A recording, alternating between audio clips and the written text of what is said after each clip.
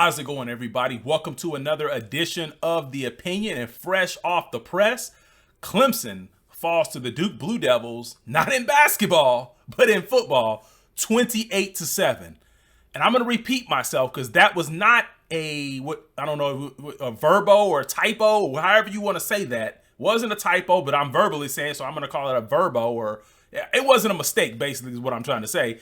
Clemson falls to Duke 28-7. And like I said, this was not basketball. This was in football. And nobody else can be more so blamed for this loss than Dabo Swinney. But it's not in the ways that you think. And I'm going to get into why Dabo Swinney is solely responsible for this loss to the Duke Blue Devils at the score of 28-7. Yes, Duke held Clemson to 7 points. So if we get into this game took place Monday night, September the 4th, opening weekend, Labor Day night. And right from the onset, very, very quickly, you could tell that Clemson did not have the wide receivers. They still have not fixed their wide receiver issue.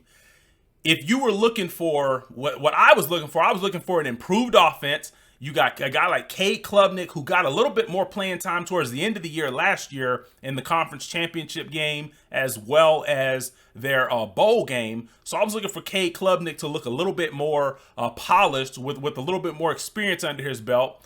Also with Garrett Riley coming in, that was the biggest change, the biggest hire probably of the offseason in terms of coordinators, when Clemson snatched Garrett Riley from TCU to come over to coach Clemson's offense after just knowing, who his brother is, Lincoln Riley, probably best play caller in college football. And then Garrett Riley's not too far behind him, looking at the success that TCU had. And we expected to see Clemson's offense much more improved, and it wasn't. Now, their scheme was a little bit different, but their offense is still the same. And so it kind of had me wondering, was DJ Uiagalelei really that bad, or did he really just not have any receivers to throw to? Because at the end of the day, when you look at this Clemson team, their wide receivers, as I mentioned before, they have not fixed their wide receiver issue. Whoever their coach is that's mainly recruiting the wide receivers, he needs to kind of go back to the drawing board and really evaluate what is he looking at when he's when he is evaluating and recruiting these wide receivers, because gone are the days of Nuke Hopkins, Sammy Watkins, Deion Kane, Tristan, Ross, and T. Higgins, and Mike Williams. Gone are those days. Those receivers are not coming back. Hunter Renfrows. You do not have those players anymore. This group of wide receivers is nowhere near close to those guys.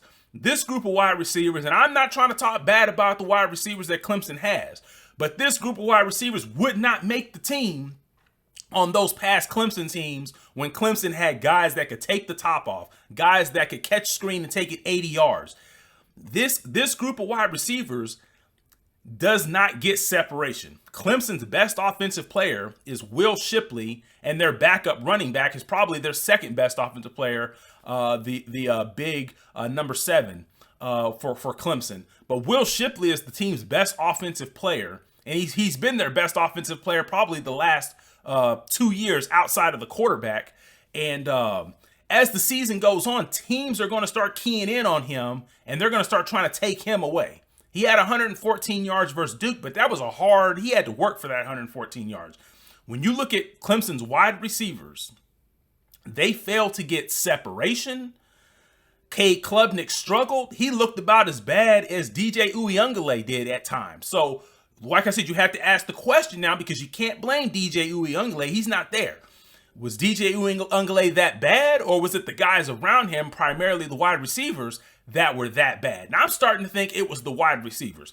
Now, where I bring Dabo into this, the reason I'm going to say this loss falls on Dabo, because Dabo has failed to adjust to the times. And what I mean by that is Dabo has failed to adjust to using the transfer portal. You guys remember that when the transfer portal, when this thing really started taking off and guys could transfer and be eligible immediately, you guys remember when Dabo came out and said, I'm not going to use the transfer portal. I don't believe in it.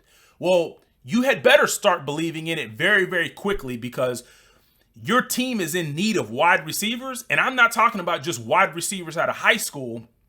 You're in need of wide receivers that have some experience. And that is one position across college football, whether guys are 3-star recruits, 4-star recruits, or 5-star recruits. There is plenty of talent at the wide receiver position, no matter what school you look at, whether it's Oklahoma, Alabama, Texas, Ohio State, Kent State, North Texas, Arizona State. If somebody's got wide receivers that could probably come in and help Clemson right now. So the reason I named all those schools, because whether you're at the big school, the intermediate school, or the small school, there's probably some talent at those schools that would probably love to come play for a school like Clemson. And there's probably some guys that could still fit what Dabo's looking for culture-wise, because I know he's big on culture. There's probably some good guys that Dabo could use, but Dabo has failed to adjust to the times. Everybody else in college football is using the transfer portal. Meanwhile, Dabo's not using it. And then when we look at the high school recruiting, Clemson knows that they needed help at wide receiver, but you look at their last year's recruiting class, 2023, they only brought in 2 wide receivers. That's not going to get it done. That is not going to get it done when you know that you needed help at wide receiver. You needed improvement at wide receiver. You made a change at quarterback thinking you were going to get an improvement. And I still think that Cade Klubnik long-term is an improvement over DJ Uyunglele, but you have to make the improvement at your skill positions. And you can't just rely on just recruiting guys out of high school, because guys out of high school, all of them may not be ready to come in and positively impact your team immediately. And that is why the transfer portal exists. So in today's day and age, you've got to use NIL, which a lot of schools are using. Every school is using NIL. I believe Clemson's using it too. But they're not utilizing the transfer portal. And if Dabo fails to use the transfer portal, Clemson is going to get left behind. This is what I did not see with Clemson. I did not consider the transfer portal aspect. But after looking at Clemson versus Duke, because they were not able to out-athlete them. Now, Clemson made mistakes. Sure, they made mistakes. They fumbled. They missed field goals. They can correct those things. But the things you cannot correct your receivers not being able to separate. And we're talking about Duke here. You're going to be playing Florida State here not too long. You're going to be playing Miami. You're going to be playing Syracuse. You're going to be playing other teams that have better athletes than what Duke is able to put out there. And you're not going to be able to separate. And you're going to find yourself in the red zone quite a bit because your guys can't score from afar. You're going to find yourself in the red zone quite a bit, and the field gets shorter. And as the field gets shorter, your guys are easier to cover, and they're not too hard to cover when teams have to cover a large portion of the field anyway. So at the end of the day, Dabo Swinney is to blame for this because he did not adjust to the transfer portal. It's too late now. He's got to eat it this season, whatever their record's going to be, and it doesn't look like it's going to be pretty good. But we'll see. It's just one game, so I don't want to freak out too much. But at the end of the day, Clemson fans, let me know what you think down in the comments. Do you think Dabo should get with the times and adjust to the transfer portal or get left behind? Or do you think Dabo's within his right? I mean, of course he's within his right, but what I'm saying is, do you think Dabo's correct in saying, no, I don't think we need the transfer portal? So Clemson fans, I want to hear from you because you guys are the ones that have to deal with this loss.